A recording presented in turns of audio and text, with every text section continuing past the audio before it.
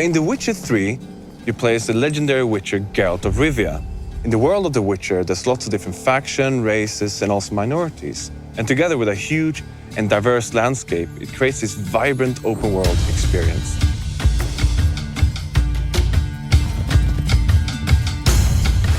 Witchers are outcasts.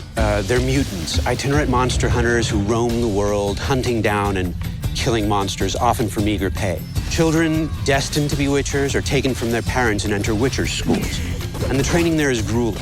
And it ends with a series of mutations that impart the special abilities, the accelerated reflexes that render witchers uniquely suited to hunting down and killing monsters.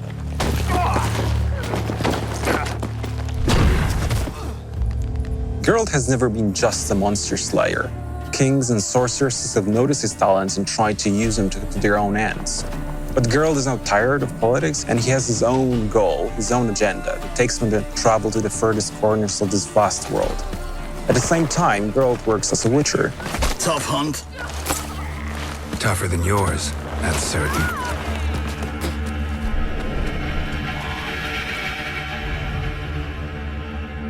Monsters within the world are blend from legends: Norse, Western, Slavic.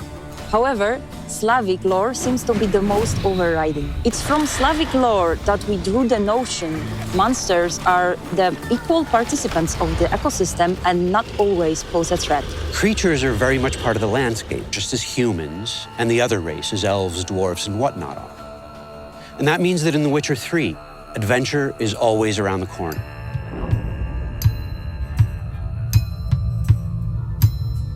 Well, the world of The Witcher 3 is actually 35 times bigger than the one presented in The Witcher 2. And has a huge diversity of different areas. You have the swampy, murky place of no man's land, where there's a danger around every corner, to the harsh climate of the Skellige Islands, where there's strong and proud people living there. And also you have the metropolitan of the north, called Novigrad. And it's a huge city, it's beautiful. It's like medieval Amsterdam, but it's also a different kind of danger lurking there, a much more cloak and dagger. What distinguishes the world of The Witcher is that it takes things fantastic and it grounds them, renders them believable, places them in mature contexts. The Witcher universe is a grim place, but even Geralt needs a break from killing ghouls and graveairs, be it to grab pints and exchange jokes with his friends, or to follow one of his love interests.